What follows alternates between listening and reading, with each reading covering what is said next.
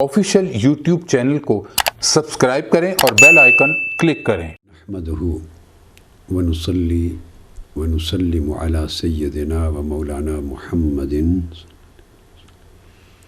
रसूलिहिन नबिय्यिल अमीनिल मकीनिल हनीनिल करीमिर रऊफिर रहीम।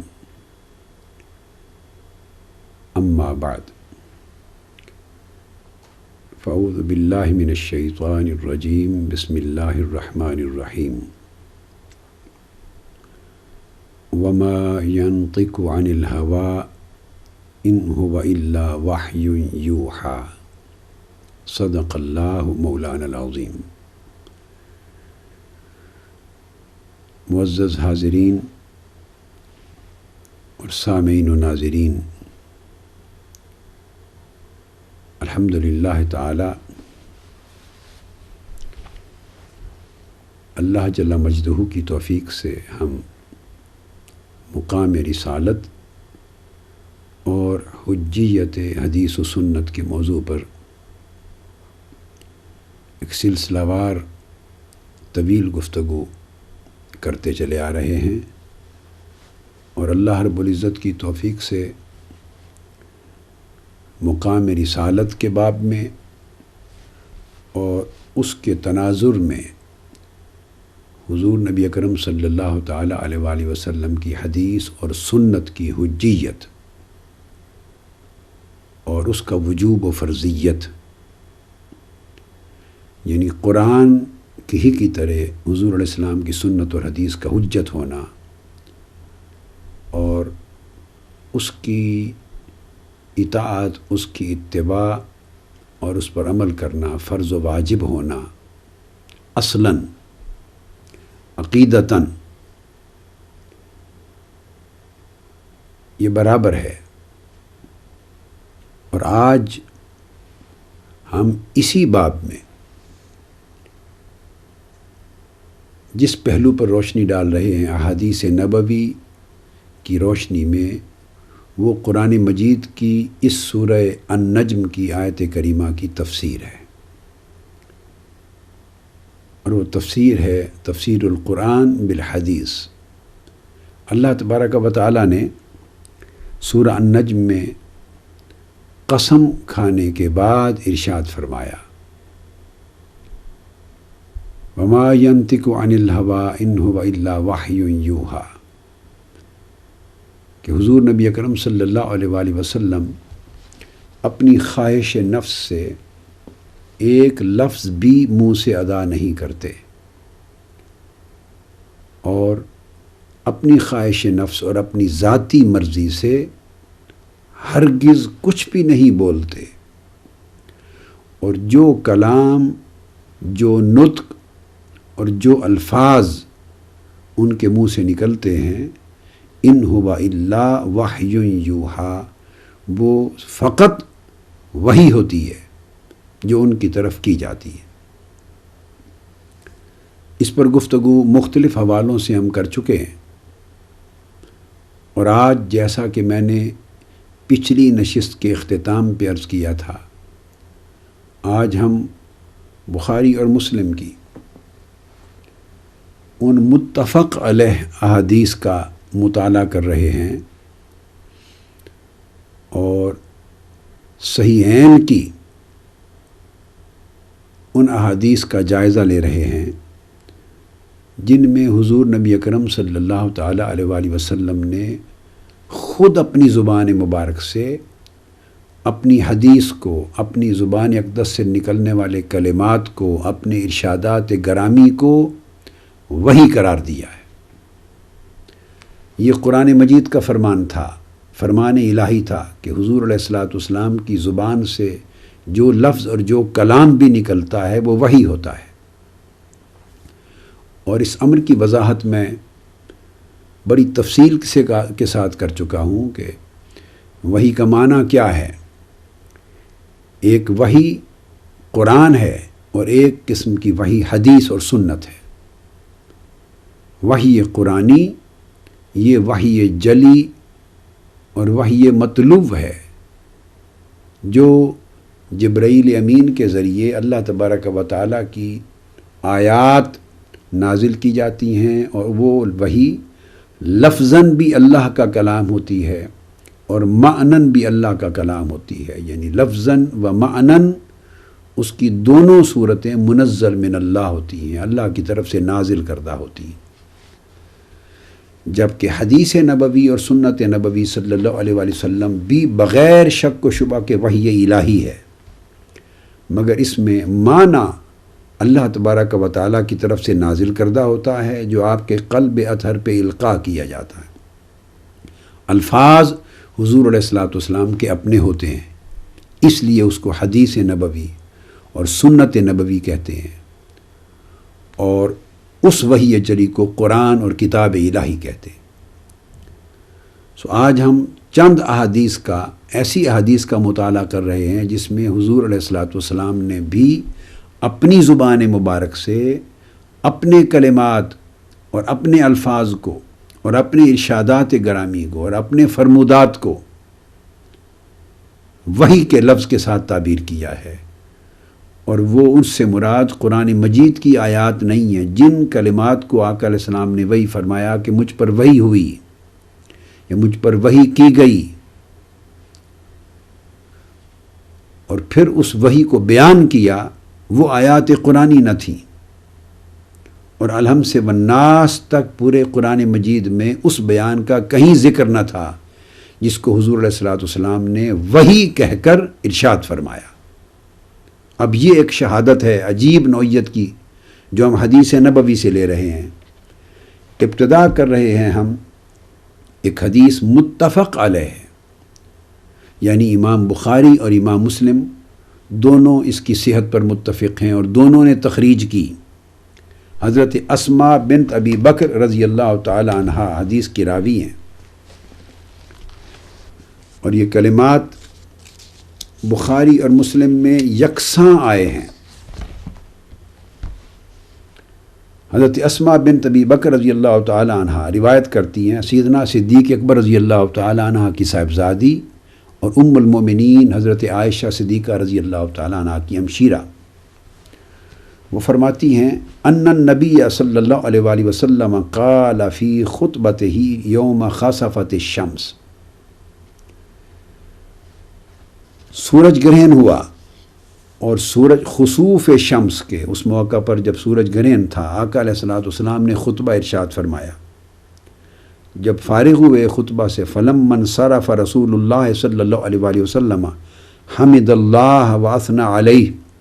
اللہ رب العزت کی حمد و ثنا کی، اور آقا علیہ السلام نے فرمایا اس موقع پر قال ما من شیء کنت لم ارہ الا قد رأیتہ فی مقامی ھذا حتی الجنۃ والنار، فرمایا کہ کوئی شے ایسی نہیں جو کائنات کی قیامت تک اور بعد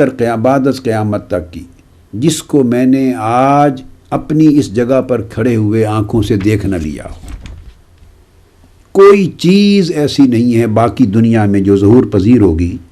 جسے میں نے دیکھا نہیں ہے، یہاں تک کہ دوزخ اور جنت کو بھی دیکھا ہے۔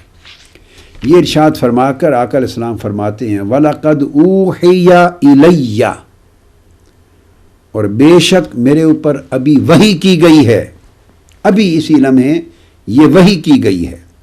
وَلَقَدْ أُوحِيَ إِلَيَّ أَنَّكُمْ تُفْتَنُونَ فِي الْقُبُورِ مِثْلَ او قریبا من فتنۃ الدجال،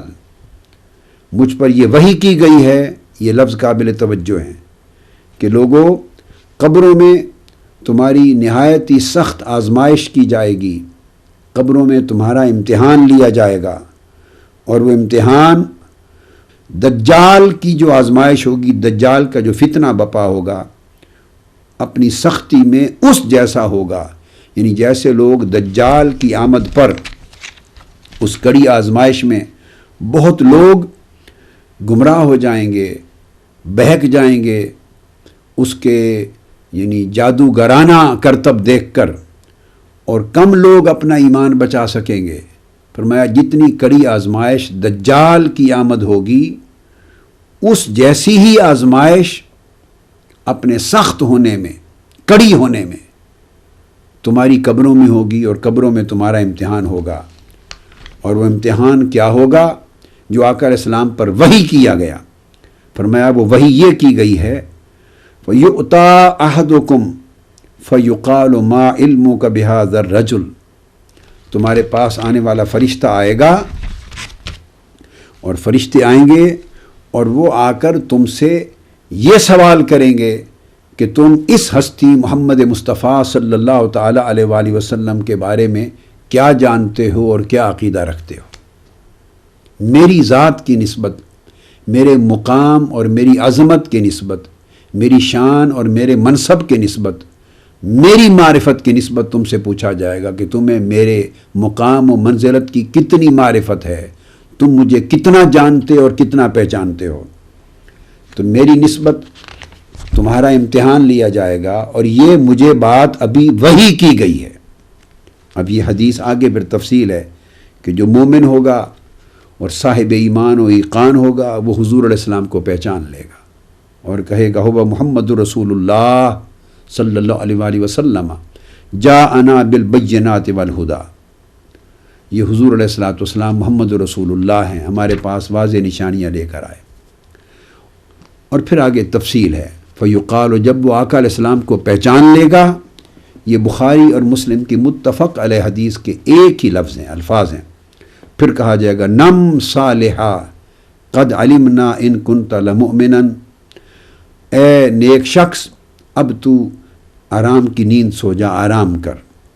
اور فرمایا وَأَمَّا الْمُنَافِقُ أَوِ الْمُرْتَابُ، اور مومن اور موقن کے علاوہ اگر کوئی شخص منافق ہوگا یا وہ شخص میری نبوت اور رسالت میں اور اسلام کی حقانیت میں اور دین اسلام میں شک کرنے والا ہوگا، تو پھر اس سے بھی پوچھا جائے گا کہ بتاؤ اس شخص محمد مصطفیٰ صلی اللہ علیہ وآلہ وسلم میری طرف اشارہ کر کے انہیں تم کیا جانتے ہو، ان کے بارے میں تمہارا کیا عقیدہ تھا، انہیں تم کیا پہچانتے ہو، ان کی معرفت تمہیں کیا ہے؟ تو وہ کہے گا لا ادری، میں نہیں جانتا یہ کون ہے. تو اس کے بعد پھر اس پر عذاب شروع ہو جائے گا. یہ متفق علیہ حدیث ہے جس کو امام بخاری نے اپنی الجامع الصحیح کتاب الوضو میں روایت کیا. حدیث نمبر 182 ہے صحیح بخاری کی. پھر دوبارہ امام بخاری نے اس کو کتاب الجمعہ میں روایت کیا، باب صلاۃ النساء مع الرجال فی الکسوف.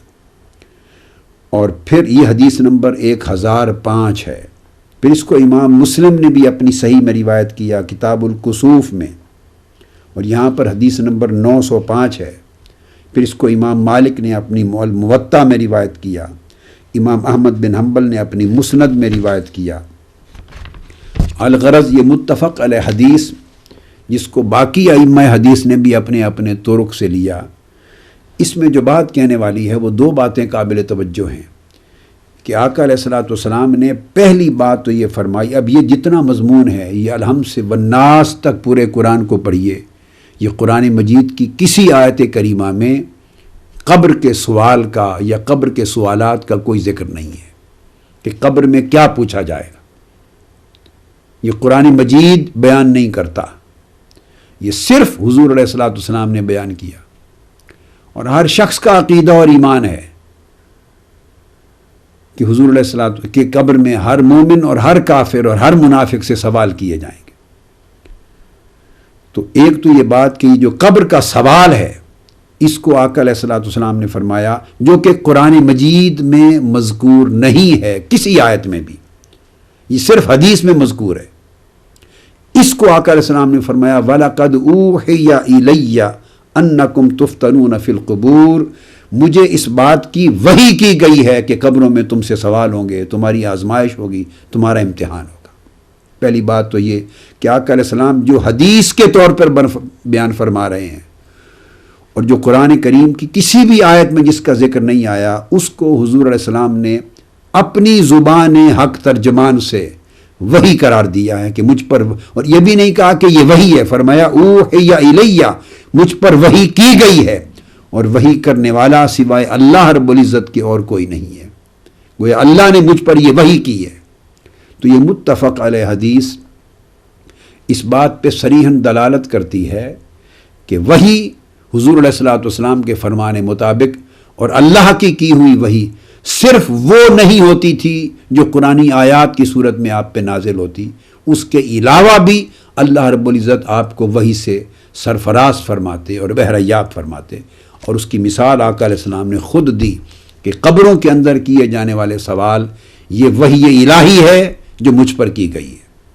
اور دوسری اہم بات جو بخاری اور مسلم کی اس متفق علیہ حدیث میں ثابت ہوتی ہے، اس میں 3 سوالات کا ذکر نہیں، اس میں صرف جو قبر میں پوچھا جانے والا ایک سوال ہے جس پر حتمی اور قطعی سوال ہے، جس پر فیصلہ ہوگا ثواب قبر یا عذاب قبر کا. وہ آقا علیہ الصلوۃ والسلام کی شان، آپ کے مقام، آپ کی قدر و منزلت اور آپ کے منصب و عظمت کی نسبت ایک ہی سوال ہوگا. اور آقا علیہ السلام نے فرمایا یہ پوچھا جائے گا ما علمک بہذا الرجل، تمہارا عقیدہ اور تمہاری معرفت اس ہستی کے بارے میں کیا ہے. مومن لوگ حضور کو پہچان کے جواب دیں گے ہو محمد رسول اللہ. منافق اور شک کرنے والے جنہیں اس دنیا میں آقا علیہ السلام کے مقام و منزلت میں اور آپ کی قدر و عظمت میں اور آپ کی شان و تمکنت میں اس دنیا میں شک تھا اور وہ کلیئر ہیڈڈ نہیں تھے، کلیئر مائنڈڈ نہیں تھے، وہ قبر میں بھی اسی طرح کنفیوزڈ ہوں گے اور کہیں گے لا ادری، ہمیں نہیں معلوم کہ یہ ہستی کون ہے، ہم ان کے مقام سے صحیح طور پہ واقف نہیں. وہ پھر عذاب قبر کا آغاز ہو جائے گا ان سے. تو گویا جو قبر کا اہم تر سوال ہے، اہم ترین سوال جو پوچھا جائے گا آقا علیہ السلام کی متفق علیہ حدیث سے، جس کو امام بخاری نے اور امام مسلم نے اختیار کیا ہے، وہ صرف حضور علیہ الصلوۃ والسلام کی شان اقدس اور آپ کی قدر و منزلت کی نسبت کیا جانے والا سوال ہے. آقا علیہ السلام کی معرفت کا پوچھا جائے گا. اب یہاں تو لفظ آیا ہے وحی کا، پھر اسی طرح ہی حدیث بخاری اور مسلم میں متفق علیہ حضرت انس بن مالک رضی اللہ تعالیٰ عنہ سے بھی مروی ہے. اب چونکہ لفظ اوحی الیہ آ گیا ایک حدیث میں، اب بقایا جہاں جہاں بھی یہ مضمون بیان ہوگا وہ مضمون اسی وحی کے تابع تصور کیا جائے گا جو وحی خفی. انس بن مالک رضی اللہ تعالیٰ عنہ کی روایت میں، وہ بھی بخاری اور مسلم کی متفق علیہ ہے، اس میں آقا علیہ الصلوۃ والسلام نے اور تفصیل سے بیان فرمایا اور اس میں سوال کی شکل بیان کر دی، بلکہ احوال بیان کرتے ہوئے فرمایا ان العبد اذا وضع فی قبرہ. اب یہ وہ وحی کی تفصیل دوسرے مقام پر یہ حضرت اسماء بنت ابی بکر نے بیان کی تھی. اب وہ جس کو آقا علیہ السلام نے فرمایا مجھ پر وحی کی گئی ہے کہ قبروں میں تم سے امتحان لیا جائے گا، اب اس امتحان کی تفصیل انس بن مالک رضی اللہ تعالیٰ عنہ کی روایت میں، اور یہ بھی متفق علیہ ہے بخاری اور مسلم میں. آقا علیہ السلام نے فرمایا کہ ان العبد اذا وضع فی قبرہ، کہ جب کسی بھی شخص کو، مسلمان ہے یا کافر، اسے اب قبر میں رکھ دیا جائے گا، وتولی عنہ اصحابہ، اور اس کے ساتھی جو اس کو جنازے کے ساتھ قبر میں دفن کرنے تک آئے تھے وہ واپس مڑ کے جائیں گے، وَإِنَّهُ لَيَسْمَعُ قَرْعَ نِعَالِهِمْ، اور وہ ان کے پلٹ کر جاتے ہوئے ان کے جوتوں کی آہٹ جو آ رہی ہوگی، جوتوں کی آواز، وہ بھی وہ میت قبر میں سن رہا ہوگا. تو گویا یہ حصہ بھی اس وحی کا ہے کہ جس میں آقا علیہ السلام فرماتے ہیں کہ ہر میت قبر میں لٹائے جانے کے بعد باہر واپس مڑ کے جانے والوں کے ان کے جوتوں کی آہٹ تک کی آواز سنتا ہے. تو جب ان کے جوتوں کی آواز قبر میں پڑا ہوا میت سن رہا ہے تو ان کی قبر پہ آ کر سلام کرنے والے کا سلام اور گفتگو کرنے والے کی گفتگو کیوں نہیں سنتا. تو یہ بھی اس وحی کا حصہ ہے جو آقا علیہ السلام نے فرمایا، اور اس کو انس بن مالک نے بیان کیا. پھر فَأَتَاهُ مَلَكَانِ فَيُقْعِدَانِهِ، 2 فرشتے آئیں گے اور وہ اس کو اٹھا دیتے ہیں. فَيَقُولَانِ مَا كُنْتَ تَقُولُ فِي هَذَا الرَّجُلِ، اب اسی امتحان کا ذکر ہے جسے آقا نے فرمایا مجھ پر وحی کی گئی ہے کہ قبروں میں تمہارا بہت سخت کڑا امتحان ہوگا. فرمایا کہ فرشتے پوچھتے ہیں کہ بتاؤ اس شخص کے بارے میں، ما کنت تقول، یا کانا یکون، جب تقولوں پر یعنی مضارع پر جب کانا کا صیغہ وارد ہوتا ہے تو یہ ماضی استمراری کا معنی دیتا ہے صرف و نحو میں اور عربی گرامر کے قاعدے کی روح سے. تو وہ پوچھتے ہیں کہ بتا ما کنت تقول فی ھذا الرجل لمحمد صلی اللہ علیہ وآلہ وسلم، میرا نام لیا جائے گا، اس ہستی سیدنا محمد صلی اللہ علیہ وآلہ وسلم اس شخصیت کے بارے میں بتا تو دنیا میں کیا کہا کرتا تھا، دنیا میں تیرا عقیدہ کیا ہوا کرتا تھا، جب تو زندہ تھا دنیا میں اس کی شان، ان کی عظمت اور ان کے مقام و منصب کی تجھے کیا معرفت تھی، دنیا میں کیا کہا کرتا تھا، آج بتا۔ تو آقا علیہ السلام نے پھر آگے پوری تفصیل ہے کہ جو پہچان لے گا اس کی بخشش و مغفرت ہوگی، جو نہیں پہچان سکے گا آقا علیہ السلام کو، اس کو عذاب قبر کا آغاز اس کا کر دیا جائے گا۔ پھر یہی حدیث اسی طرح امام ترمذی نے بھی روایت کی ہے، اس کو حضرت ابو ہریرہ رضی اللہ تعالیٰ عنہ نے روایت کیا ہے، اور اس کے الفاظ بھی جو حضور علیہ السلام نے فرمایا اوحی الیہ، بخاری اور مسلم میں، کہ مجھ پر وحی کی گئی ہے۔ حضرت ابو ہریرہ رضی اللہ تعالیٰ عنہ نے جو الفاظ نقل کیے ہیں اس میں یہ ہے کہ فیقولان، وہ فرشتے آ کر، جس کو منکر اور نکیر کا نام آقا علیہ السلام نے یہ تفصیل بھی بیان کی، فرشتے آ کر پوچھتے ہیں، فیقولان، کہ وہ پوچھتے ہیں کہ ما کنت تقول فی ھذا الرجل، بتا اس شخص، اس ہستی محمد مصطفیٰ صلی اللہ علیہ وسلم کے بارے میں تیرا کیا عقیدہ تھا اور تو کیا کہا کرتا تھا۔ اسی کو امام ترمذی نے بھی روایت کیا، اسی کو حضرت عائشہ صدیقہ اور حضرت ابو ہریرہ رضی اللہ تعالی عنہ دونوں نے روایت کیا، اور سنن ابن ماجہ میں اور امام احمد بن حنبل نے اپنی مسند میں اسناد صحیح کے ساتھ آقا علیہ السلام کے الفاظ ہیں اس وحی کی جو آقا پر کی گئی، اس کی تفسیر یوں فرمائی، وَأَمَّا فِتْنَةُ الْقَبْرِ فَبِي تُفْتَنُونَ وَأَنِّي تُسْأَلُونَ، لوگوں سنو، وہ فتنہ قبر جس کی وحی مجھ پر کی گئی ہے کہ قبر کا امتحان اور قبر کی آزمائش کے سوال کا سوال کیا ہوگا، وہ یہ ہوگا قبر کا امتحان، فبی تفتنون، تمہیں میرے بارے میں آزمایا جائے گا، تمہارا عقیدہ، میری ذات، میرے مقام، میری شان اور میری عظمت اور میرے منصب کے بارے میں تمہارے عقیدے کو پرکھا جائے گا۔ فبی تفتنون، تمہاری آزمائش میری شان کے بارے میں ہوگی، وَأَنِّي تُسْأَلُونَ، اور میری عظمت اور مقام کے بارے میں تم سے پوچھا جائے گا، میرے بارے میں تمہاری آزمائش کی جائے گی اور میری ذات اور میری عظمت کی نسبت تم سے سوال کیا جائے گا۔ تو اس پر پھر پوچھا جائے گا، ما ھذا الرجل الذی کان فیکم، یہ ہستی جو تمہارے اندر موجود تھی، ان کے بارے میں تمہارا عقیدہ کیا تھا، تمہاری پہچان اور معرفت کیا تھی، ان کے مقام، منصب اور عظمت اور قدر منزلت کی نسبت تمہاری معرفت اور تمہاری پہچان، تمہارا عقیدہ اور تمہاری سوچ کیا تھی، بتاؤ۔ یہ تمام احادیث آقا علیہ الصلوۃ والسلام ہی کی ذات اقدس کی نسبت پوچھنے کی بات کر رہے ہیں، اور آقا علیہ السلام نے اس پورے مضمون کو بیان کیا وحی کہہ کر کہ یہ مجھ پر وحی کی گئی ہے۔ پھر اسے ابو سعید خدری رضی اللہ تعالیٰ عنہ کی روایت میں بھی آیا ہے، اسے بھی امام احمد بن حنبل نے روایت کیا، اور اس میں آقا علیہ السلام نے فرمایا جنازہ کے بعد، فقال رسول ایھا الناس ان هذه الامہ تبتلی فی قبورها، اب وہاں اس وحی کی وضاحت یوں کی کہ یہ امت اپنی قبروں میں آزمائش میں مبتلا کی جائے گی، قبروں میں اس امت کے افراد سے سوال کیا جائے گا، آزمایا جائے گا، امتحان لیا جائے گا۔ اور پھر وہ امتحان کیا ہوگا؟ فرمایا جاءہ ملک فی یدہ مطراق فاقعدہ قال ما تقول فی ھذا الرجل، وہ فرشتہ آئے گا اس کے پاس جس کے ہاتھ میں گرز ہوگا، وہ اسے بٹھا دے گا، اور بٹھا کر پھر وہ پوچھتا ہے کہ اس ہستی محمد مصطفیٰ صلی اللہ علیہ وسلم کے بارے میں تم کیا کہا کرتے تھے، بتاؤ کیا عقیدہ ہے تمہارا۔ تو یہ میں نے جتنی عرض کی آپ کو یہ تمام احادیث، تو یہ احادیث بتاتی ہیں کہ آقا علیہ الصلوۃ والسلام کی نسبت قبر میں سوال کیا جانا، اور پھر لا محالہ بعض جو ابو داؤد کی حدیث میں اور دیگر کتب حدیث میں جو دیگر دو سوالات کا بھی ذکر آیا ہے کہ جس میں حضور علیہ الصلوۃ والسلام کے علاوہ مر ربو کا وما دینوں کا، یہ دو سوال بھی ایڈ ہوئے ہیں۔ یہ بخاری اور مسلم میں اس ترتیب سے 3 سوال نہیں آئے، سوائے ایک حدیث کے جہاں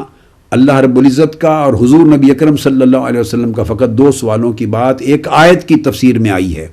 مگر سوالات کیے جانے کے باب میں بخاری اور مسلم نے ہر جگہ التزام کے ساتھ صرف حضور علیہ السلام کی شان کے اوپر پوچھے گئے سوال کی بات کی۔ پھر اس ترتیب سے یہ 3 سوال مر ربو کا،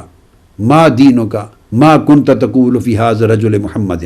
یہ جو اس ترتیب کے 3 سوالوں کا ذکر ہے جو علماء بالعموم بیان کرتے ہیں، یہ پھر ابی داؤد، مسند احمد بن حنبل اور دیگر کتب حدیث میں آئی ہے. صحیحین نے، بخاری اور مسلم نے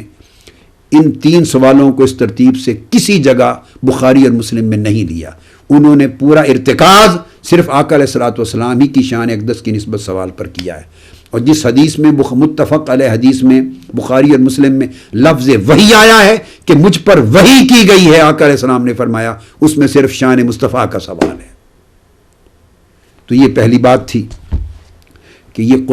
قرآن مجید کی کسی آیت میں قبر کے نہ ایک سوال کا ذکر ہے، نہ 3 سوالات کا ذکر ہے. اور یہ آقا علیہ السلام ہی نے بتائے سوالات قبر کی بات. اور اس اہم ترین ایک سوال جس پر بخاری اور مسلم نے ترکیز کی ہے، آقا علیہ السلام نے بتایا اور اسے وحی الہی کہہ کر بتایا کہ مجھ پر وحی کی گئی. اب آپ نے دیکھا کہ حدیث نبوی کو حضور علیہ السلام نے وحی کہا. اب دوسری بات آگے چلتے ہیں. صحیح مسلم میں حدیث ہے، کتاب الجنت و صفت نعیمہا، جنت کا باب ہے، کتاب ہے جنت پر، اور صفت نعیمہا، جنت کی صفتوں اور جنت کی نعمتوں کے اوپر. ایاز بن حمار رضی اللہ تعالیٰ عنہ حدیث کے راوی ہیں، اور وہ روایت کرتے ہیں کہ قام فینا رسول اللہ صلی اللہ علیہ وآلہ وسلم ذات یوم خطیبا، کہ آقا علیہ الصلوۃ والسلام ہمارے اندر ایک روز آپ خطاب کرنے کے لیے کھڑے ہوئے. آپ نے خطاب کیا اور ارشاد فرمایا، آقا علیہ الصلوۃ والسلام نے ارشاد فرمایا، ایاز بن حمار رضی اللہ تعالیٰ عنہ راوی، فرمایا کہ قام فینا رسول اللہ صلی اللہ علیہ وسلم ذات یوم خطیبا، ایک روز آقا علیہ السلام ہم میں قیام پذیر ہوئے، ہم سے خطاب کیا. فقال ان اللہ امرنی، اور فرمایا کہ لوگو اللہ نے مجھے یہ امر دیا ہے. اب جو امر آگے آ رہا ہے اس کا الحمد سے والناس تک قرآن مجید کی کسی آیت میں ذکر نہیں. اور آگے پھر فرمایا ان اللہ اوحا الیہ، آقا علیہ السلام نے تصریح کی، اللہ نے مجھے امر دیا، حکم دیا ہے. اور پھر تصریحاً فرمایا ان اللہ اوحا الیہ، بے شک اللہ تعالیٰ نے میری طرف یہ وحی فرمائی ہے. وہ وحی کیا ہے؟ ان تواضعوا حتی لا یفخر احد علی احد ولا یبغی احد علی احد، کہ لوگوں تواضع اختیار کرو، ایک دوسرے کے لیے تواضع اور انکساری کا رویہ اختیار کرو، حتیٰ کہ کوئی شخص اپنی بڑھائی دوسرے پر بیان نہ کرے، کوئی شخص دوسرے پر اپنا فخر ظاہر نہ کرے. ولا یبغی احد علی احد، اور کوئی شخص کسی دوسرے پر چڑھائی نہ کرے، بغاوت نہ کرے، سختی نہ کرے. یہ جو نصیحت آقا علیہ السلام نے فرمائی، فرمایا یہ مجھ پر وحی کی گئی ہے، اللہ رب العزت نے وحی کی ہے. ان اللہ اوحا الیہ، یہ اللہ تعالیٰ نے مجھ پر وحی کی. اب آپ یہ کلمات جو آقا علیہ السلام نے بیان فرمائے، ان کلمات کو سامنے رکھ لیں. الحمد سے والناس تک یہ کہیں پورے قرآن مجید کی یہ آیت نہیں ہے. اب قرآن مجید میں یہ آیت ان الفاظ کے ساتھ تو آئی نہیں، مگر آقا علیہ السلام کی حدیث ضرور ہے.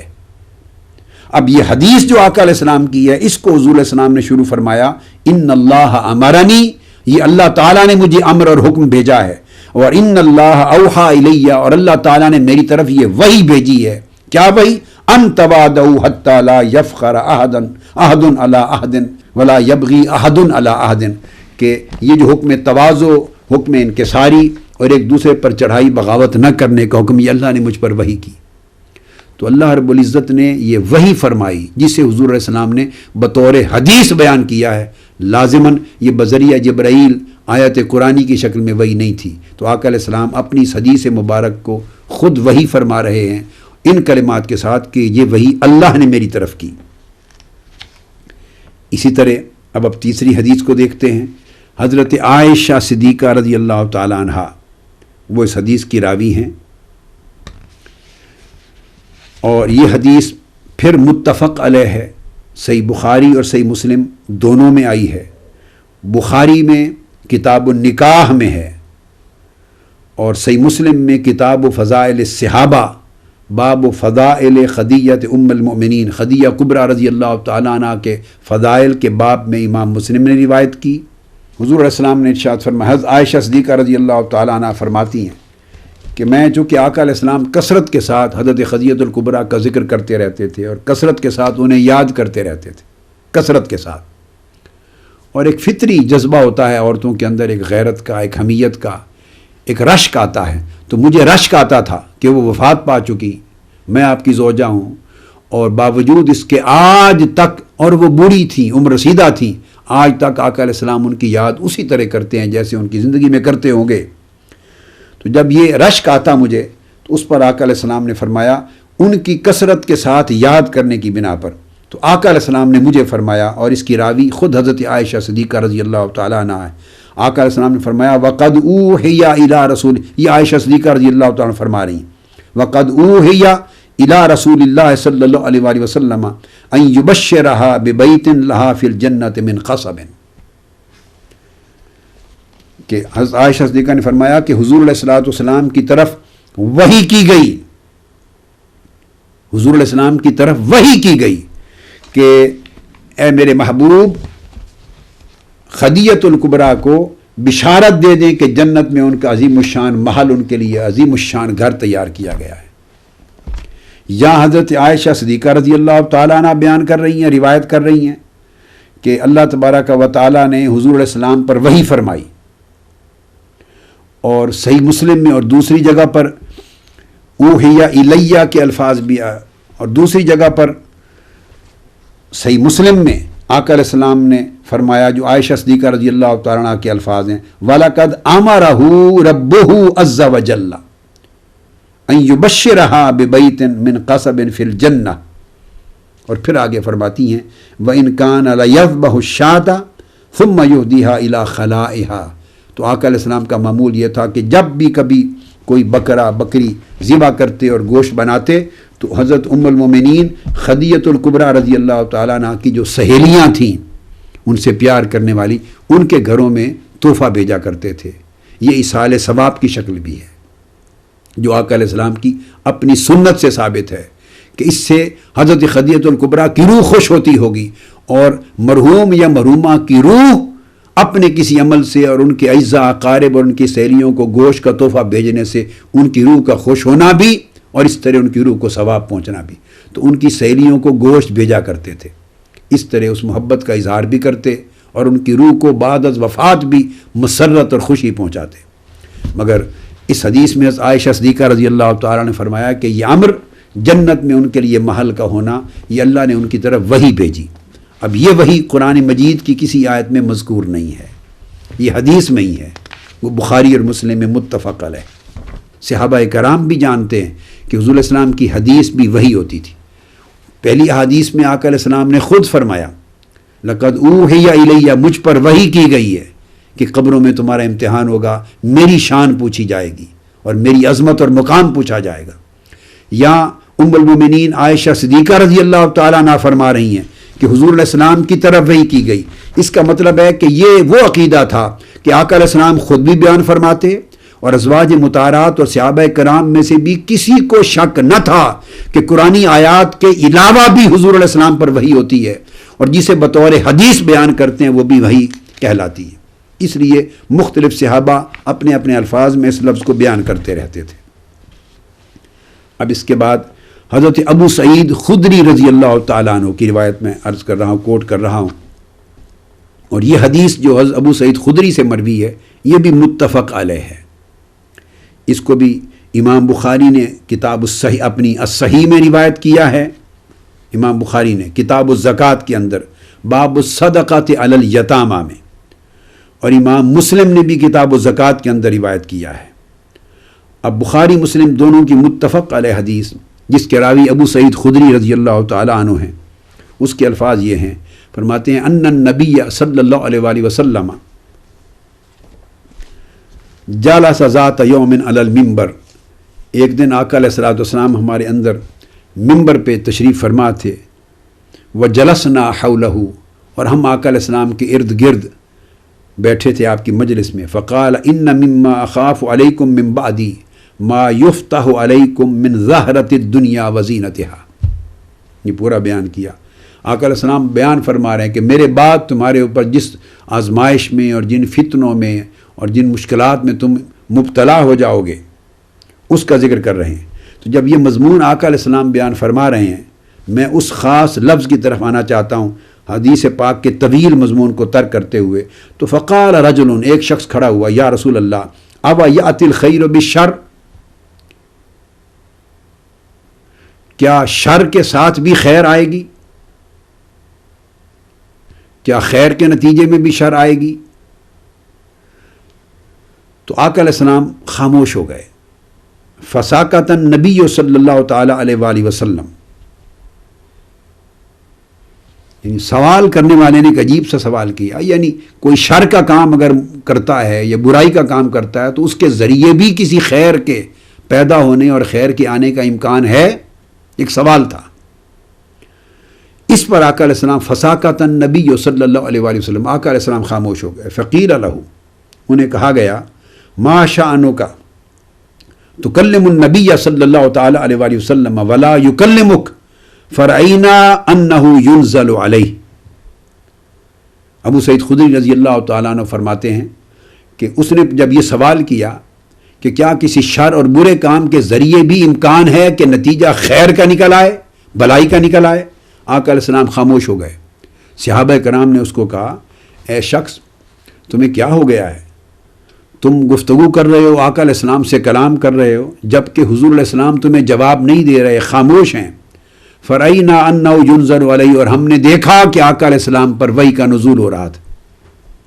آقا علیہ السلام پر وحی کا نزول ہو رہا تھا.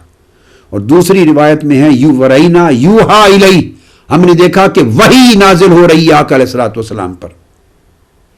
اب جب یہ بات وحی کے نزول کی بات کر دی، تو جب وحی کا نزول ختم ہوا تو حضور علیہ السلام نے اب اس کا جواب دیا. اس وحی جب اس کے سوال کے اوپر وحی نازل ہوئی تو آقا علیہ السلام نے جواب دیا. اب یہ جو جواب دیا اور یہ سارا بیان آقا علیہ السلام نے فرمایا پورا کا پورا،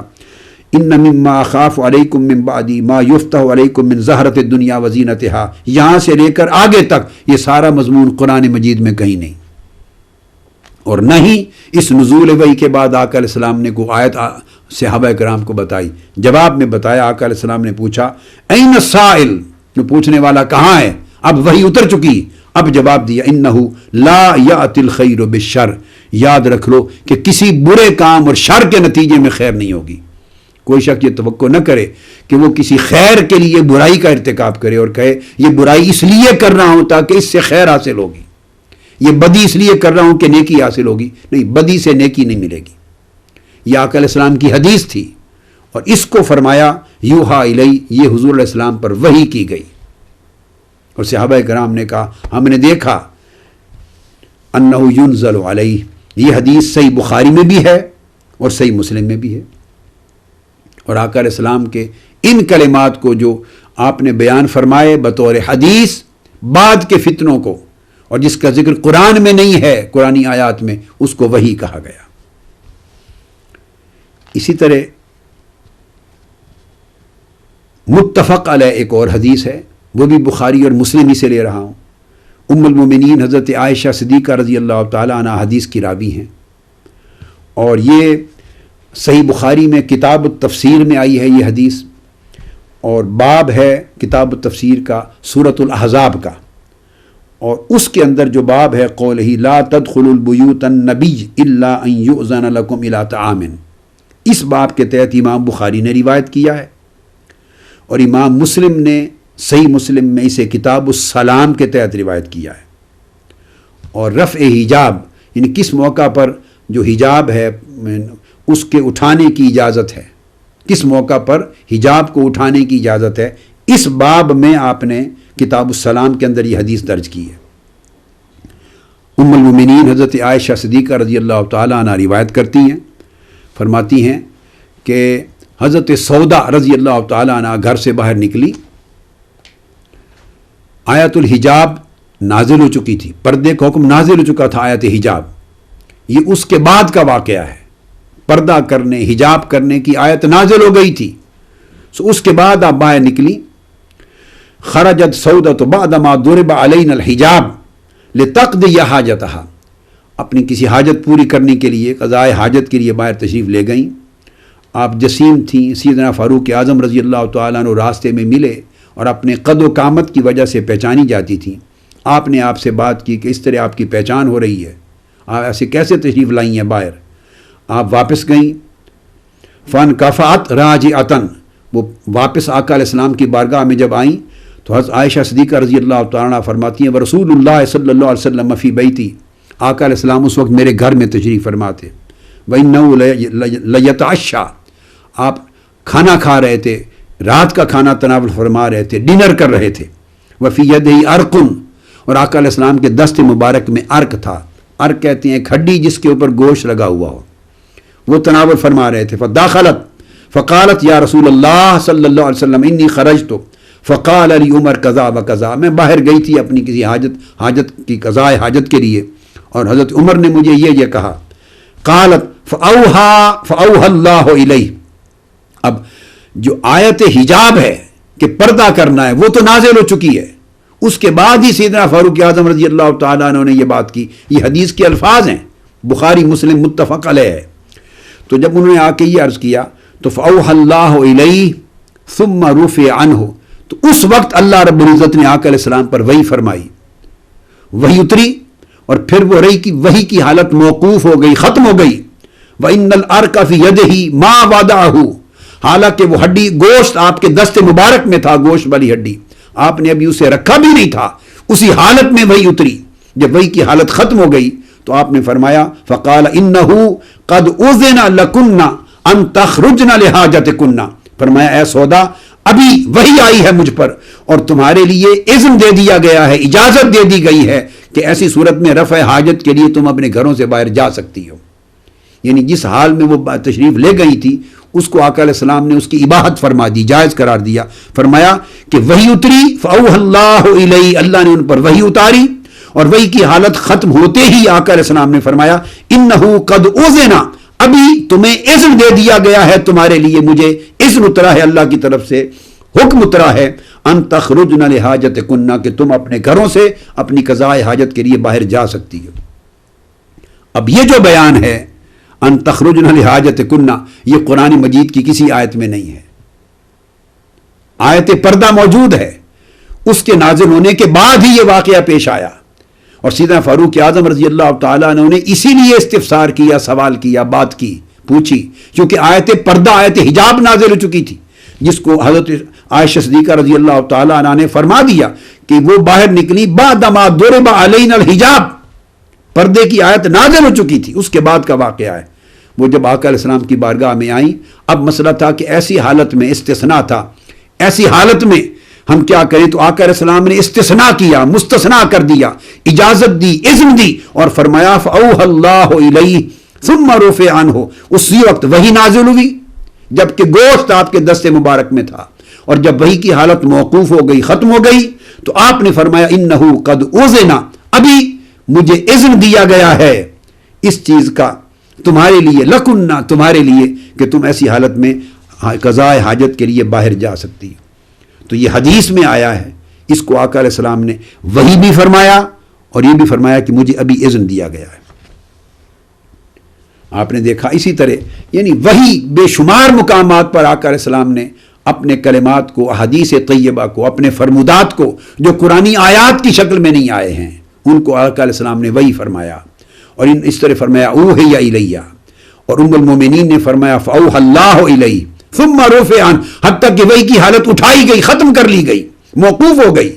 یعنی تو وحی جو قلب اطہر پر براہ راست ہوتی، اس میں بھی آقا علیہ السلام کے اوپر ایک قدر، ایک کیفیت وارد ہوتی تھی، اور آقا نے فرمایا مجھ پر اللہ کا یہ اذن ابھی نازل ہوا ہے، اجازت دی، جبکہ یہ بیان قرآن مجید میں اجازت کا نہ تھا۔ کبھی احادیث میں آقا علیہ السلام لفظ امر استعمال کرتے، عبداللہ بن عمر رضی اللہ تعالیٰ عنہ روایت کرتے ہیں، اور یہ حدیث بھی متفق علیہ ہے، حضرت عبداللہ بن عمر رضی اللہ تعالیٰ عنہ روایت کرتے ہیں ان رسول اللہ صلی اللہ علیہ وسلم قال امرت ان اقاتل الناس حتى يشهدوا ان لا اله الا الله وان محمد رسول الله ويقيموا الصلاة ويؤتوا الزكاة واذا فعلوا ذلك عصموا مني دماءهم واموالهم الا بحق الاسلام۔ آقا علیہ السلام نے فرمایا مجھ پر امر نازل ہوا ہے، مجھے اللہ رب العزت کی طرف سے امر دیا گیا ہے کہ میں اس وقت تک قتال کروں جب تک لوگ راہ حق پر نہ آ جائیں، اور اقامت صلاۃ اور ایتاء زکوٰۃ کے فرائض پورے نہ کریں، اور جب وہ کر لیں تو پھر ان کے جان مال خون سب کچھ محفوظ کر دیے گئے۔ اب یہ جتنا کلمہ ہے یہ قرآن مجید کی کسی آیت میں الحم سے والناس تک نہیں آیا، اور آقا علیہ السلام نے فرمایا امرت، مجھے امر دیا گیا ہے۔ سوال یہ ہے کہ جو قرآن میں نہیں آیا، آقا فرماتے امرت، مجھے امر دیا گیا ہے، وہ امر کس ذریعے سے ملا؟ وہ وحی خفی تھی، اور وہی حدیث اور وہی سنت رسول بنی جس کی حجیت اسی طرح ہے جیسے قرآن کی حجیت۔ اس بات کے اختتام میں ایک حدیث عبداللہ ابن عباس رضی اللہ تعالیٰ عنہ سے مروی، وہ بھی کوٹ کر دوں۔ یہ حدیث بھی متفق علیہ ہے۔ عبداللہ ابن عباس رضی اللہ تعالیٰ عنہ راوی ہیں اس متفق علیہ حدیث کے۔ آقا علیہ السلام نے پھر فرمایا امرت ان اسجد علی سبعۃ اعظم، پھر آقا علیہ السلام کہ مجھے امر دیا گیا ہے اللہ رب العزت کی طرف سے، یہ امر نازل ہوا ہے مجھ پر کہ میں سجدہ کروں۔ پھر آقا علیہ السلام نے اپنی پیشانی مبارک کا ذکر کیا، ناک مبارک کا ذکر کیا، چہرے کے 2 حصے، پھر 2 ہاتھوں کا ذکر کیا،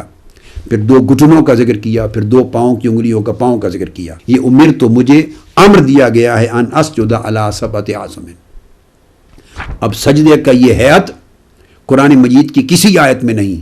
لیکن آقا علیہ السلام چاہتے تو ویسے فرماتے صحابہ کرام کو کہ سجدے اس طرح 8 اعضاء کو زمین پر لگا کے سجدہ کیا کرو، یوں بھی فرما سکتے، مگر یہ کلمات امرت ان اسجد علی سبعۃ اعظم، اس طرح 8 اعضاء کو زمین پر رکھ کر سجدہ کروں، یہ مجھے اللہ رب العزت کی طرف سے امر دیا گیا ہے۔ اب یہ امر قرآن کی آیت میں نہیں، یہ حدیث رسول ہے۔ تو آقا علیہ السلام نے اپنی حدیث کو وحی بھی کہا، اپنی حدیث کو امر الہی بھی کہا، اور اب میں صرف چونکہ گفتگو کنکلوڈ کر رہا ہوں، الفاظ کوٹ کر دوں کیا کہا۔ بے شمار احادیث میں آقا علیہ السلام نے اپنی حدیث کو لفظ وعد کے ساتھ یاد کیا، جو کہ قرآن مجید کا لفظ ہے کہ یہ وعدنی ربی، اللہ نے مجھ سے وعدہ کیا، اللہ نے مجھ سے یہ وعدہ کیا ہے۔ اور یہ اللہ نے وعدہ کہاں کیا؟ کسی کو کہ اس کے لیے جنت ہے، اس کے لیے جنت ہے، اس کے لیے دوزخ ہے، یہ اللہ نے وعدہ کیا، اور وہ جو بیان کیا آقا علیہ السلام نے وہ قرآن کی کسی آیت کا حکم نہیں، وہ وعدہ اللہ نے کیا، بشکل حدیث کیا۔ حضرت عائشہ سے مروی ہے، حضرت انس بن مالک رضی اللہ تعالیٰ عنہ سے مروی ہے، کبھی لفظ اعطا کے ساتھ بیان کیا کہ اللہ رب العزت نے مجھے عطا کیا ہے، اوتیت خمسا لا یؤتہن احد من الانبیاء قبلی، مجھے 5 شانیں ایسی عطا کی گئی ہیں جو مجھ سے پہلے انبیاء میں سے کسی کو عطا نہیں کی گئی تھی، وہ عطا کی گئی ہیں۔ اب ان 5 چیزوں کا ذکر قرآن مجید کی کسی آیت میں نہیں، وہ آقا علیہ السلام نے حدیث میں بیان کیا ہے کہ میں پوری نسل انسانی کے لیے نبی بنا کے بھیجا گیا ہوں، جبکہ ہر نبی اپنی خاص قوم کے لیے ہوتا تھا۔ مال غنیمت میرے لیے حلال کیا گیا ہے، پہلے کسی کے لیے نہیں تھا۔ پوری زمین میرے لیے پاک اور مسجد بنا دی گئی ہے، جہاں میری امت کو وقت آئے نماز کا وہیں پڑھ لے، وہ پہلی امت کے لیے نہیں تھا۔ مجھے روب اور دبدبا کے ذریعے مدد کی گئی ہے، 1 مہینے کے فاصلے پر بھی کوئی شخص ہو مجھے دیکھ لے تو اس پر دبدبا طاری ہوتا ہے، اور مجھے شفاعت عطا کی گئی ہے جو اپنی امت کے لیے کروں گا۔ متفق علیہ حدیث ہے۔ کبھی آقا علیہ السلام نے اوتی تو کہا، کبھی انہی کلمات کے لیے بعث تو کہا، کہیں احلت کہا، کہیں جوعلت کہا، کہیں نصرت تو کہا۔ یہ سارے الفاظ صیغہ مجہول کے ساتھ ہیں کہ در حقیقت اللہ نے میری مدد فرمائی ہے، اللہ نے مجھے ایسا کیا ہے، اللہ نے میرے لیے حلال کیا ہے، اللہ نے ان امور کے ساتھ مجھے مبعوث کیا ہے، اللہ نے یہ شانیں عطا کی ہیں۔ یہ صریحاً آقا علیہ السلام نے اللہ کی طرف منسوب کی، اور مگر قرآن مجید کی آیات میں یہ باتیں موجود نہیں، یہ سب احادیث نبوی ہیں۔ تو آقا علیہ السلام نے حدیث کو اللہ کی طرف منسوب کیا ہے۔ فرمایا اوتیت مفاتیح خزائن الارض، مجھے زمین کے سب خزانوں کی کنجیاں عطا کر دی گئی ہیں، اور مفاتیح الارض، مجھے زمین کی کنجیاں عطا کر دی گئی ہیں۔ یہ زمین کی کنجیاں عطا کر دی گئی ہیں، کس نے عطا کی؟ اللہ رب العزت نے،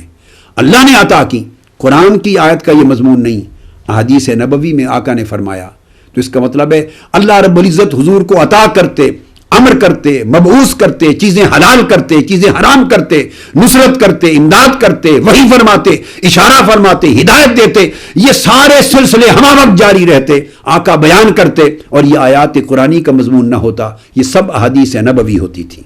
یہ بھی متفق علیہ۔ اور بہت سی حدیث میں لفظ اذن آیا ہے کہ مجھے اذن دیا گیا ہے۔ ابو شریح رضی اللہ تعالیٰ عنہ روایت کرتے ہیں، مکہ معظمہ کی حرمت کے باب میں لفظ اذن آقا علیہ السلام نے دیا، متفق علیہ حدیث ہے، اور مضمون قرآن کا نہیں حدیث کا ہے۔ کہیں حلت کا لفظ، میں احلت کا حوالہ پہلے دے چکا ہوں، اس کے ساتھ آیا، کبھی لفظ نصر کے ساتھ آیا، کبھی لفظ تحریم آیا کہ ان اللہ حرم علی النار، ان اللہ حرم علی الجنہ، کہ اللہ تعالیٰ نے فلاں شخص پر جنت حرام کر دی، فلاں پر جنت دوزخ حرام کر دی، یا ایسے عمل کرنے والے پر دوزخ حرام کر دی گئی، اللہ نے ایسے عمل کرنے والے پر جنت حرام کر دی، تو اللہ رب ان اللہ حرم ذالک، اس پر یہ حرام کر دیا. ایسے کلمات آقا نے فرمایا ان اللہ حرم ذالک، اللہ نے یہ حرام کیا لفظ تحریم کے ساتھ. مگر وہ جو بیان کیا آقا علیہ الصلوۃ والسلام نے، وہ وحی کے طور پر بیان کیا، وہ قرآن کی آیت نہ تھی، وہ حدیث نبوی تھی. کبھی آقا علیہ الصلوۃ والسلام نے فرمایا کہ امرت ان اقاتل الناس حتی یقول، جب تک یہ نہ کہیں وصلوا صلاتنا واستقبلوا قبلتنا وذبحوا ذبیحتنا فقد حرمت علینا دماءہم واموالہم، حرام کر دیے گئے ہیں ان کے خون اور ان کے مال، اور مجھے حکم دیا گیا ہے کہ اس وقت تک قتال کروں جب تک وہ ہماری نماز نہ پڑھ لیں، ہمارے قبلے کو قبول نہ کر لیں، ہمارا ذبیحہ نہ کھائیں. ایسی بے شمار احادیث ہیں جن میں تصریح کے ساتھ لیجسلیشن کا ذکر ہے، اور امرتوں کا ذکر ہے، اذنتوں کا ذکر ہے، حرمت کا ذکر ہے، اور یہ ساری چیزیں ورنہ فرماتے حرم تو میں نے حرام کیا، بات کلیئر ہو جاتی. انا تو پھر الگ ہوتی. جب بصیغہ مجہول بیان کیا کہ مجھ پر یہ کیا گیا ہے، یہ حرام کر دی گئی ہے، اس کا مطلب ہے کہ میں اپنی طرف سے نہیں کر رہا، یہ اللہ رب العزت نے کیا ہے. اور جب اللہ نے یہ عزم نازل فرمایا تو قرآن کی آیت کی شکل میں نہیں، وہ حضور علیہ السلام کی حدیث کی شکل میں ہے. کبھی ترخیص کا لفظ آیا ہے، رخصت کا لفظ آیا ہے. آقا علیہ السلام نے رخصت دی ہے. صحیح مسلم میں، بخاری میں ایسی احادیث آئی ہیں. حضرت حمزہ بن عمر اسلمی روایت کرتے ہیں، وہاں آقا علیہ السلام نے رخصت کا لفظ عطا فرمایا ہے، یہ رخصت من اللہ، اللہ کی طرف سے رخصت ہے. مگر یہ بات قرآن میں نہ تھی، یہ بات صرف حدیث میں آئی. کسی نے روزے رکھنے کے بارے میں اپنی کمزوری کے حوالے سے پوچھا تھا، آقا نے رخصت دی، فرمایا کہ اللہ کی طرف سے رخصت ہے. اب یہ قرآن میں نہ تھی، آقا نے فرمایا. کبھی لفظ نہیں کا استعمال کیا آقا علیہ السلام نے، نہیں کا لفظ استعمال کیا، ممانعت کا لفظ استعمال کیا. کبھی تخییر کا لفظ استعمال کیا کہ آقا علیہ السلام کو فرمایا انہو لم یقبض نبی قط حتی یرا مقعدہ من الجنت ثم یخیر، کہ کوئی نبی اس وقت تک وفات نہیں پاتا جب تک وہ جنت میں ٹھکانہ نہ دیکھ لے، اور پھر اس کو اختیار دیا جاتا ہے کہ چاہے تو وفات قبول کر لے، چاہے تو دنیا میں رہنا قبول کر لے. اور حضرت عائشہ صدیقہ رضی اللہ تعالیٰ عنہ فرماتی ہیں کہ ہم نے پھر جب آقا علیہ السلام نے فرمایا اللہم الرفیق الاعلیٰ، میں اپنے رفیق الاعلیٰ کی طرف جانا چاہتا ہوں، سمجھ گئے کہ فَإِنَّهُ خُيِّرَ، وہ اس وقت اختیار دیا گیا آقا علیہ السلام کو. تو وہ جو اختیار دیا اس وقت اللہ رب العزت نے، قرآن مجید میں وہ اختیار دینے کا جملہ نہیں آیا، اللہ کی طرف سے اذن آیا، اختیار آیا، آقا علیہ السلام نے بیان کیا. حضرت عائشہ صدیقہ رضی اللہ تعالیٰ عنہ نے اس کی تصریح کی، مگر وہ حدیث نبوی کی شکل میں ہے. کبھی اسی طرح آقا علیہ السلام نے لفظ تفضیل سے فرمایا فضلت علی الانبیاء بست، میں تمام انبیاء علیہ السلام پر 6 فضائل کے ساتھ بطور اختصاص، خصوصیت کے ساتھ مجھے فضیلت دی گئی ہے. اب فضیلت دی گئی ہے، صاف ظاہر ہے اللہ رب العزت نے دی ہے. مگر اب وہ بیان جو آگے آقا علیہ السلام نے فرمایا اوتیت جوامع الکلم ونصرت بالرعب، آگے وختم بی النبیون، یہ ساری فضیلتیں آقا نے فرمایا فضل، تو مجھے فضیلت دی گئی ہے. صاف ظاہر ہے یہ فضیلت اللہ رب العزت نے دی. خواہ جبرائیل امین کو بھیجا اور خبر دی، خواہ براہ راست القاء کی، دونوں صورتیں جبرائیل امین بھی حاضر ہوتے. جب آیت اتری ورفعنا لک ذکرک، ہم نے آپ کا ذکر آپ کے لیے بلند کر دیا، حدیث میں آتا ہے جبرائیل امین حاضر ہوئے اور پوچھا یا رسول اللہ، اللہ رب العزت نے یہ آیت اتاری ہے اور اللہ نے پوچھا ہے میرے محبوب بتائیے کیا آپ کو معلوم ہے کہ آپ کے رب نے آپ کا ذکر کس طرح بلند کیا؟ آقا علیہ السلام نے فرمایا اللہ ہی بہتر جانتا ہے. تو جبرائیل امین نے عرض کیا یا رسول اللہ، اللہ رب العزت نے فرمایا ہے کہ آپ کا ذکر یوں بلند کیا ہے اذا ذکرت ذکرت معی، اب یہ کلمات قرآن کے نہیں ہیں، یوں بلند کیا ہے کہ جہاں بھی میرا ذکر کیا جائے گا وہیں آپ کا ذکر کیا جائے گا. اب آج سے میں نے آپ کے ذکر کو اپنے ذکر کے ساتھ جوڑ دیا ہے. یہ اللہ رب العزت کا ارشاد کہہ کر جبرائیل امین نے بیان کیا، اور یہ حدیث کے الفاظ ہیں، قرآن مجید کے نہیں. یہ شرح کی جا رہی تھی آیت کی ورفعنا لک ذکرک کی. تو اس طرح کبھی لفظ رویت آیا، کبھی لفظ اخبار آیا کہ اللہ نے یہ خبر دی ہے، کبھی آیا کہ اللہ نے ایسا کر دیا ہے، کبھی حدیث میں آیا اللہ نے مجھے، کبھی آیا کہ اللہ نے مجھے اطلاع دی ہے، کبھی زمان کا لفظ آیا اللہ نے اس امر کی مجھے ضمانت دی ہے، کبھی وجوب کا لفظ آیا کہ تمہارے لیے واجب کر دیا گیا ہے، کبھی لفظ آیا کہ مجھے دکھایا گیا ہے۔ الغرض یہ تمام کلمات جو کتب حدیث میں جا بجا ملتے ہیں، میں نے درجنوں یعنی تمام کلمات اور الفاظ کا ذکر کیا کتب حدیث میں، یہ سارے اللہ رب العزت کی طرف منسوب ہیں کہ اللہ کی طرف سے مجھے یہ دیا گیا، یہ کہا گیا، یہ فرمایا گیا، یہ اذن دیا گیا، یہ رخصت دی گئی، یہ حلال امر کیا گیا، یہ منع کیا گیا، یہ فضیلت دی گئی۔ یہ تمام کلمات اللہ رب العزت کی طرف منسوب ہیں، اور جتنی احادیث میں نے اس باب میں آج کی نشست میں کوٹ کی، یہ قرآنی آیات کا مضمون نہیں، یہ احادیث نبوی اور سنن نبویہ کا مضمون ہے۔ تو پتہ چلا کہ آقا علیہ الصلوۃ والسلام پر اسی طرح وحی اترتی تھی براہ راست، آقا علیہ السلام پر جیسے قرآن کی وحی اترتی تھی۔ فرق یہ ہوتا کہ جب قرآنی وحی ہوتی تو الفاظ اور معانی دونوں اللہ رب العزت کا کلام ہوتے، منزل من اللہ ہوتے، اور جب قرآن کے علاوہ وحی اترتی اور وہ کثرت کے ساتھ ہر لمحہ ہر وقت ضرورت کے وقت اترتی رہتی، جب وہ اترتی وحی خواہ جبرائیل امینی خبر لاتے، خواہ اللہ رب العزت براہ راست القاء فرماتا اور عطا فرماتا، تو اس میں الفاظ جب حضور بیان کرتے تو وہ اللہ رب العزت کے نہیں ہوتے تھے، وہ آقا علیہ السلام کے الفاظ ہوتے، سو وہ حدیث نبوی بن جاتی، وہی سنت نبوی بنتی، مگر معنی، مفہوم، مراد اور حکم وہ اللہ ہی کا ہوتا۔ سو وہ اسی طرح حجت ہے حدیث اور سنت نبوی کا حکم جیسے قرآن کے احکام حجت ہیں۔ ان دونوں میں تفریق کرنا دراصل اسلام کے جسم کو کاٹ دینے کے مترادف ہے، اس میں تفریق کی کوئی گنجائش نہیں ہے۔ جیسے اللہ اور اس کے رسول پر ایمان میں تفریق نہیں کی جا سکتی، اسی طرح قرآن اللہ کی کتاب اور رسول کے کلام حدیث و سنت میں تفریق نہیں کی جا سکتی۔ اگر اس میں تفریق کر دیں، قرآن اور حدیث میں تفریق کر دیں، تو ایسے ہی ہے جیسے اللہ کی توحید کو مانا، رسالت کا انکار کر دیا۔ تو رسالت کا انکار کرنے والا توحید کو مان کر بھی کافر رہتا ہے، اسی طرح حضور کی سنت اور حدیث کی حجیت کا اور حضور کی اطاعت کی حجیت کا انکار کرنے والا قرآن کو مان کر بھی کافر رہے گا۔ اللہ رب العزت ہمارے حال پہ کرم کرے اور ہمیں معرفت مقام مصطفیٰ کی اور سنت و حدیث نبوی کی حجیت کی عطا کرے۔ وما علینا الا البلاغ۔ آفیشیل یوٹیوب چینل کو سبسکرائب کریں اور بیل آئیکن کلک کریں۔